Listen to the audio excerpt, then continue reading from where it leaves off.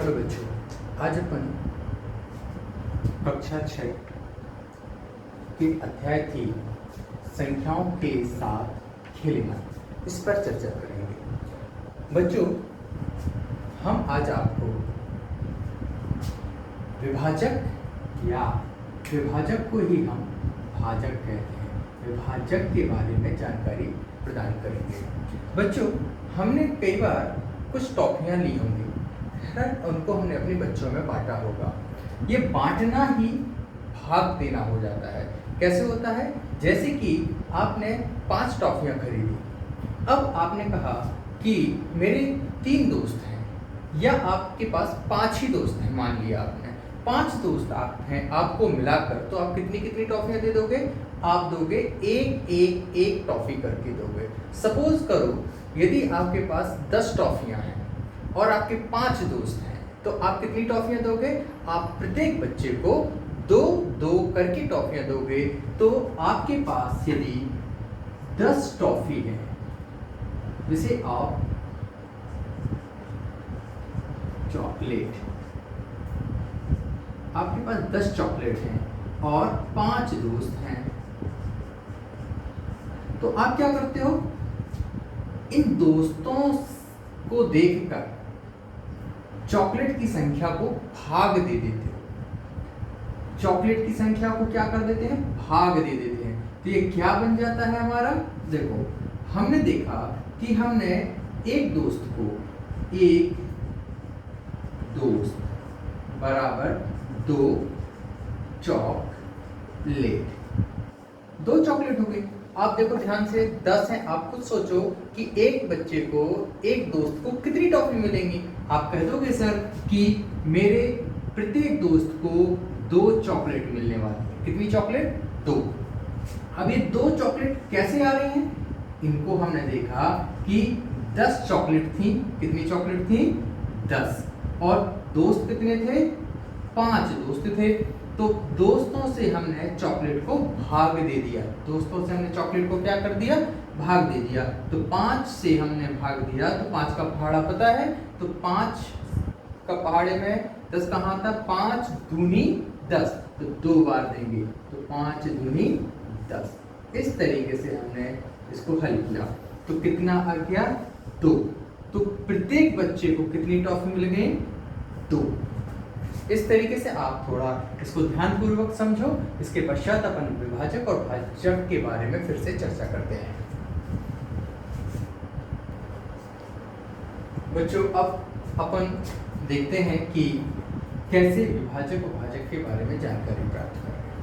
अभी आपने इसके पहले देखा था कि चॉकलेट, 10 चॉकलेट को 5 दोस्तों में बांटने पर हमारे प्रत्येक दोस्त को 2 चॉकलेट मिली। अब हम अपनी कक्षा में किस तरीके से संख्याओं को भाग करेंगे उसके बारे में जानकारी। आपको बेटा पहले ध्यान देना है कि भाजक होता क्या है। भाजक जिससे हम भाग देते हैं, भाजक जिससे हम भाग देते हैं। कोई भी संख्या होती है, जैसे आपने लिखा 25। 25 को हमने कहा कि 5 से भाग देना है। 25 को किससे भाग देना है? 5 से। तो यहां देखो, संख्या 5 जो है, ये संख्या जो 5 है, ये क्या कहलाएगी? आपकी भाजक है। ध्यान रखना, यहाँ पे हमने आपको कुछ सूत्र के रूप में लिख के दिया है। भाजक लेफ्ट हैंड में जाएगा, बीच में आपका भाज्य आ जाएगा। इसको आप क्या बोलते हो? भाज्य। हम इसको लिख भी देते हैं, ये क्या है? आपका भाज्य। और आप यहाँ देखो, जो जितनी बार आप उसका गुणा करते हो या जितनी बार पहाड़ा पढ़ते हो, वह कहलाता है आपका भागफल। भागफल, यदि यहाँ पे कोई अंक बच जाता है तो वो कहलाता है शेषफल या शेष। अब हम आपको बताते हैं कि 5 को कितनी बार कैसे करना है। तो आपको पता है 5 का पहाड़ा, 5 एकम 5, 5 दूनी 10, 5 तिया 15, 5 चौके 20, 5 25। तो ये 25 कहाँ मिल गया हमारे लिए? 5 बार में। देखो ये कैसे आपने पढ़ा था? 5 गुणित गए 1, 5 गुणित गए 2, 5 गुणित गए 3, 5 गुणित गए 4 और ये लिखा 5 गुणित गए 5। मतलब किसका पहाड़ा पड़ा था आपने? 5 का। और कितनी बार पड़ा? 5 बार पढ़ने पे आपको क्या मिल गया? 25। तो हम लिखेंगे 5 25। तो भागफल में क्या आ गया आपका? 5। और जितना उत्तर आया है उसको लिखा 25 और ऋण कर दिया तो आपका उत्तर आ जाएगा 5 और शेषफल हो जाएगा 0। यदि शेषफल 0 हो जाता है तो यह पूर्ण तरीके से भाज्य हो जाता है, और यदि यह पूर्ण तरीके से भाज्य है तो यह भाजक भी कहलाएगा। यहाँ पे 5 क्या हो गया आपका? भाजक। ध्यान से देखना है, 5 क्या हो गया? भाजक। 25 क्या हो गई? भाज्य।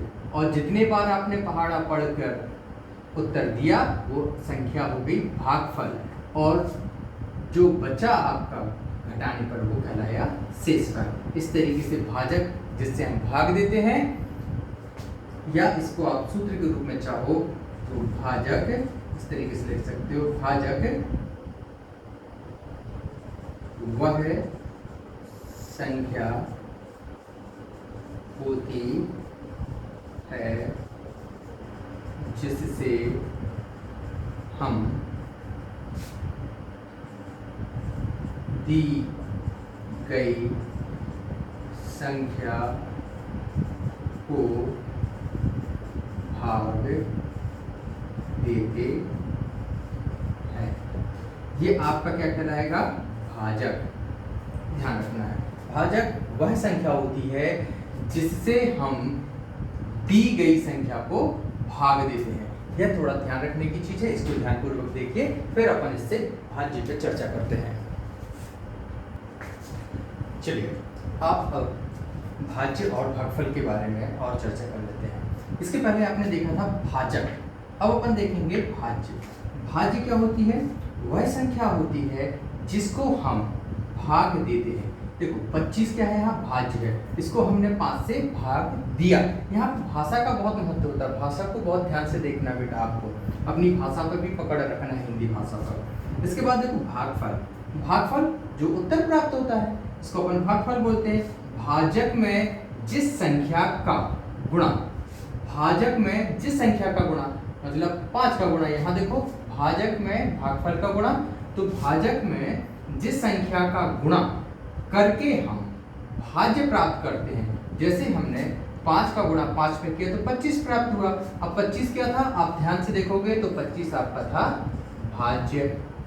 5 आपका क्या था? जिससे भाग दिया, 5 आपका था भाजक। और यहाँ पे जो लिखी हुई संख्याएं हैं, ध्यानपूर्वक देखना बेटा, ये सब क्या थी? आपकी भागफल। ये सब क्या थी? भागफल। तो देखो भाजक में क्या हुआ? भागफल का गुणा हुआ। भाजक में क्या हुआ? भागफल का गुणा हुआ। यही आपका सूत्र था, भाजक गुणित गए भागफल। तो इस तरीके से जब हमने पहाड़ा बनाना सीखा था तो उस समय ही बेटा हमारे विभाजक या भाजक के नियम चालू हो गए थे। इनको हम इस बार कक्षा 6वीं में ध्यानपूर्वक देखेंगे। तो जो पहाड़ा है वो आपका क्या है? भाज्य है।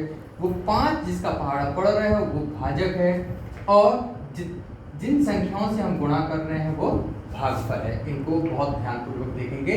इसके बाद हम भाज्य बराबर भाजक गुणित गए भागफल धन शेषफल के बारे में चर्चा करते हुए आज हम गुणन और गुणज और गुणनफल के बारे में चर्चा करेंगे, और साथ में हम गुणनखंडों को भी देखेंगे। इसको ध्यानपूर्वक देखिएगा बच्चों। आप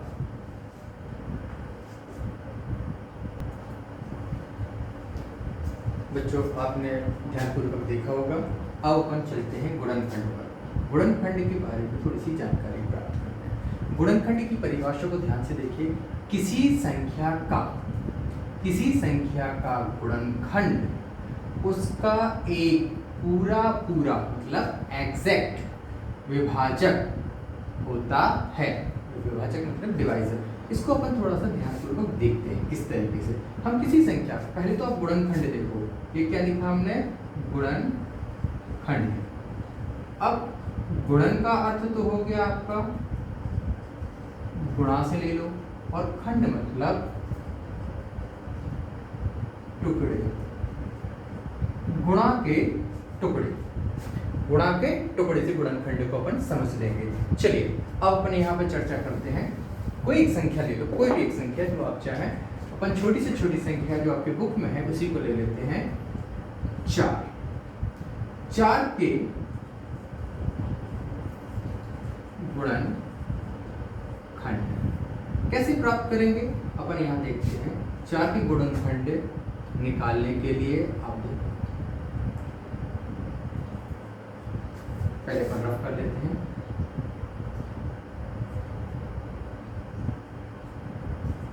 4 को हम ऐसी संख्याओं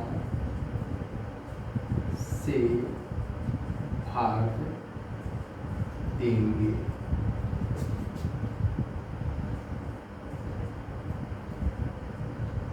जिससे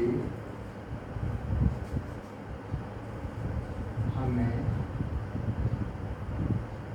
4 या 4 से कम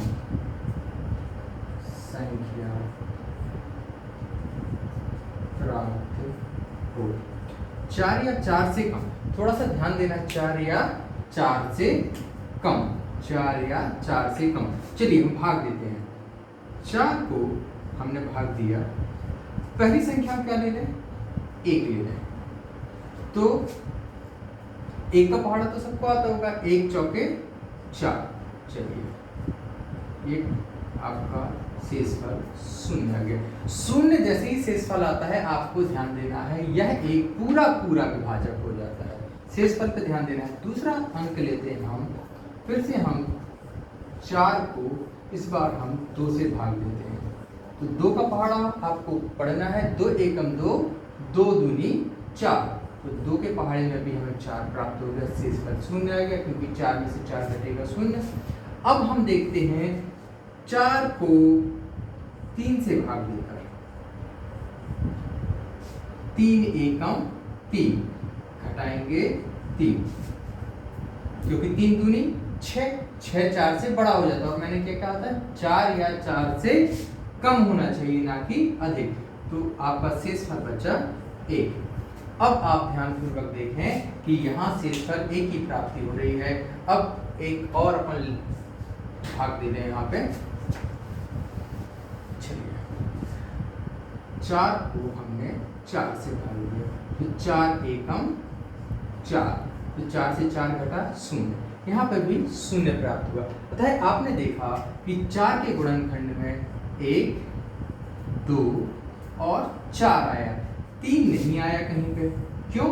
3 में शेषफल 1 आया है और हमने क्या पढ़ा था कि उसका पूरा पूरा विभाजक होगा कब, जब आपको शेषफल 0 प्राप्त होगा। यदि शेषफल 0 नहीं है तो वह विभाजक भी नहीं है और वह संख्या, जिस संख्या से आप दी गई संख्या को भाग दे रहे हो और शेषफल 1 या 1 से अधिक कोई संख्या मिलती है तो वह दी गई संख्या आपकी संख्या का गुणनखंड नहीं होगा। इस बात को आप बहुत ध्यान से देखें। इसके पश्चात अपन गुणज की चर्चा करते हैं। गुणनखंड के बाद अब हम गुणज की चर्चा करने को। गुणज एक संख्या अपने प्रत्येक, ध्यानपूर्वक देखना है, एक संख्या अपने प्रत्येक गुणनखंड का, प्रत्येक गुणनखंड का एक गुणज होती है। प्रत्येक गुणनखंड का एक गुणज होती है। उदाहरण से अपन समझ लेंगे, उदाहरण से बहुत आसानी से समझ में आ जाएगा। हम कई बार बोलते हैं जैसे 4 पंचे 20, कोई साधारण सी संख्या ले ली, 4 पंचे 20। अब 4 और 5 टुकड़ों में, अभी थोड़ी देर पहले अपन ने बताया था गुणनखंड मतलब गुणा जो खंडों में हो, टुकड़ों में हो। तो 4 और 5 अलग अलग हैं, इन दोनों को गुणा करने पर हमें उत्तर क्या मिलेगा, 20। तो जो टुकड़े हैं ये क्या कहलाते हैं, गुणनखंड, और इनसे जो एक संख्या प्राप्त होती है गुणा करने से वो होती है गुणज। ध्यान रखना। अब यहाँ पे हम संख्याओं को 2 स्थिति में समझ लें। संख्या 4 और 5, ये वाली संख्या 4 और संख्या 5। संख्या 20 के गुणनखंड हैं दी गई संख्या, जो प्राप्त संख्या हुई है उसके गुणनखंड हैं, इंग्लिश में इसको फैक्टर बोलते हैं। जब कभी गुणज की चर्चा होगी तो ध्यान रखना है संख्या 20 जो पूर्ण संख्या दी जाती है उसको तोड़ने पर संख्या 20 संख्या 4 और 5 का गुणज या मल्टीप्लाई है। जिन दो संख्याओं को गुणा करने से अन्य संख्या प्राप्त होती है तो वह दी गई दो संख्याएं उस प्राप्त संख्या का गुणज कहलाती हैं। ये दोनों चीजें आपको बहुत ध्यान से रखनी है। ओके, आज के लिए बच्चों इतना ही है। कल अपन इस पर आधारित प्रश्नावली हल करेंगे। धन्यवाद।